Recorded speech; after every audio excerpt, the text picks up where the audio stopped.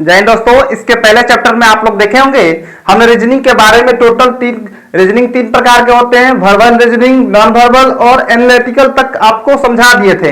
अब बात करेंगे रीजनिंग, यानी कि एक वैसा विषय जिसके प्रश्न के माध्यम से किसी इंसान की लॉजिकल एनालिटिकल तार्किक योग्यता की जांच की जाती है, उसे रीजनिंग कहते हैं। जैसे फिर से मैं बोलना चाहूंगा, एक वैसा विषय जिसके प्रश्न के माध्यम से किसी इंसान की लॉजिकल एबिलिटी तार्किक योग्यता की जांच की जाती है, वह रीजनिंग कहलाती है।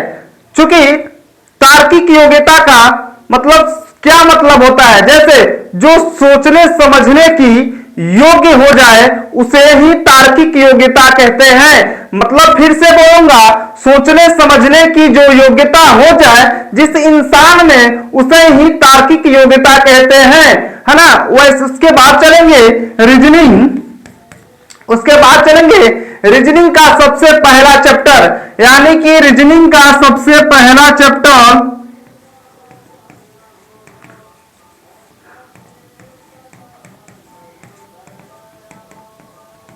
रीजनिंग का सबसे पहला चैप्टर जो होता है इंग्लिश अल्फाबेट। इंग्लिश अल्फाबेट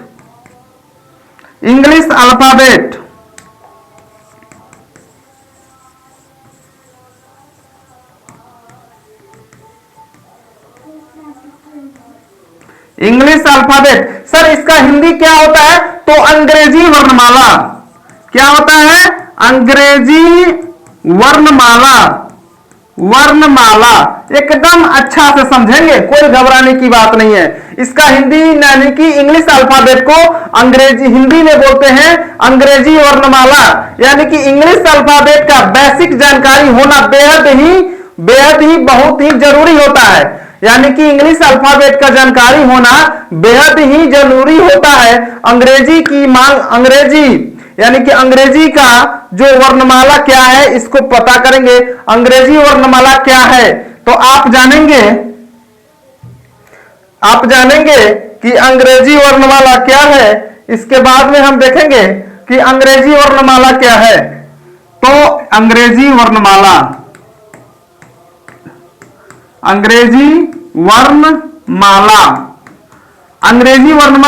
क्या है, आप लोग सर बताएंगे। जो हम लोग बचपन में पढ़ा करते थे अंग्रेजी वर्णमाला, जो ABCDEFGHIJKLMNOPQRSTUVWXYZ, ये मेरा अंग्रेजी वर्णमाला है। क्योंकि कह सकते हैं ए से लेकर जेड तक के सभी अक्षरों को अंग्रेजी वर्णमाला कहा जाता है। ए से लेकर जेड तक को सभी अक्षरों को अंग्रेजी वर्णमाला कहा जाता है। जैसे आप पूछेंगे कि सर अंग्रेजी वर्णमाला कितना होता है, तो आप क्या करेंगे? अंग्रेजी वर्णमाला की संख्या 26 होती है। अंग्रेजी वर्णमाला की संख्या 26 होती है। और इसी 26 अक्षर में दो तरह के अक्षर होते हैं। इसी 26 यानी कि ए से लेकर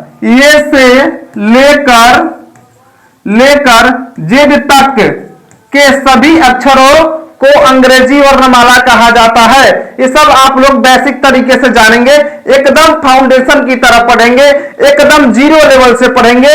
जिसको कुछ नहीं आता है वो यहां से पढ़े, निश्चित हूं उसको सफलता मिलेगा और मैं उससे बहुत ही आसानी से उसे रीजनिंग सिखा पाऊंगा। जैसे ए से लेकर जेड तक के सभी अक्षरों को अंग्रेजी वर्णमाला कहा जाता है, यानी ABCD आप समझ में, जिसमें कुल अक्षरों की संख्या 26 होती है। यानी कि कुल अक्षरों की संख्या कितनी होती है? तो 26 होती है। इसी 26 अक्षर में दो तरह के अक्षर होते हैं। एक होते हैं स्वर और एक क्या होते हैं? व्यंजन। एक होते हैं स्वर और एक कहता है व्यंजन, ठीक है। और बताएंगे एक स्वर जो होते हैं कितने होते हैं जी? स्वर की संख्या 5, AEIOU 5 और इसमें 21, है ना।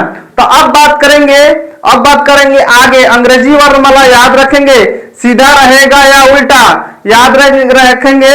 अंग्रेजी वर्णमाला को याद रखेंगे, सीधा रहे या उल्टा, बायां ही हमेशा रहेगा बायां और दायां ही हमेशा रहेगा दायां। हम सभी चीजों को एक्सप्लेन करके बताएंगे। अंग्रेजी वर्णमाला के साथ कुछ भी छेड़छाड़ नहीं होता है, यानी कि अंग्रेजी वर्णमाला के साथ कुछ भी छेड़छाड़ नहीं होगा, लेकिन लेफ्ट हमेशा लेफ्ट ही रहेगा और राइट हमेशा राइट ही रहेगा। याद रखेंगे, अंग्रेजी वर्णमाला के साथ चाहे कुछ भी हो जाए बट चेंज नहीं होता है, लेफ्ट हमेशा लेफ्ट ही रहता है और राइट हमेशा राइट ही रहता है। इतनी एकदम गांठ बांध के रख लीजिए, इसके अलावा कुछ नहीं। अब बात करेंगे अंग्रेजी वर्णमाला को कितने भागों में बांटा गया है, तो आप देखेंगे सर अंग्रेजी वर्णमाला को 2 भागों में बांटा गया है। अंग्रेजी वर्णमाला को 2 भागों में बांटते हैं। कौन कौन जी? एक ए से लेकर, पहले का नंबर ए से लेकर एम तक, A B C D E F G H I J K L और एम, और दूसरा एम से लेकर एन से लेकर जेड तक, N O P Q R S T U V W X Y और जेड। यही जवानी वाला पढ़ाई है, बचपन वाला पढ़ाई एबीसीडी पढ़ते थे, आज वही बचपन वाला पढ़ाई आज जवानी में पढ़ रहे हैं। लेकिन देखेंगे अंतर है ना, ये जवानी वाला पढ़ाई है। देखेंगे ए से लेकर एम तक को क्या कहते हैं, तो ए से लेकर एम तक को प्रथम अध्यांश कहते हैं। प्रथम अध्यांश। और दूसरा नंबर की बात करेंगे, इसी को फर्स्ट हाफ भी कहा जाता है। फर्स्ट हाफ इसको ही कहते हैं, और दूसरा नंबर भी पूर्वार्ध इसी को कहते हैं, पूर्वार्ध। यानी कि ए से लेकर एम तक को फर्स्ट नंबर प्रथम अध्यांश बोलते हैं, दूसरा नंबर फर्स्ट हाफ बोलते हैं और तीसरा नंबर पूर्वार्ध बोलते हैं। एक ही चीज को 3 नाम देते हैं। और दूसरी नंबर की बात करेंगे तो इसको क्या कहते हैं, तो द्वितीय अध्यांश, द्वितीय अध्यांश, अध्यांश। और 3 नंबर, और उसके बाद इसको क्या नाम देते हैं, सेकेंड हाफ भी बोलते हैं, सेकेंड हाफ भी बोलते हैं, सेकेंड हाफ भी बोलते हैं। और इसी का तीसरा नाम जो है उत्तरार्ध भी बोला जाता है, उत्तरार्ध, उत्तरार्ध, उत्तरार्ध भी, सॉरी उत्तरार्ध, उत्तरार्ध,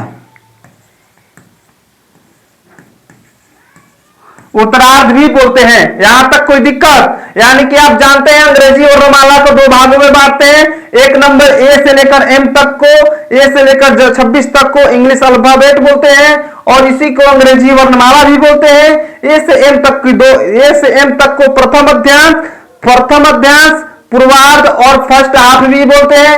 सेकंड नंबर बात करेंगे एन से लेकर जेड तक, यानी कि द्वितीय अध्यांश, सेकंड हाफ और उत्तरार्ध भी बोलते हैं। यहां तक कोई दिक्कत? अब कहेगा, अब देखेंगे आगे नेक्स्ट क्वेश्चन।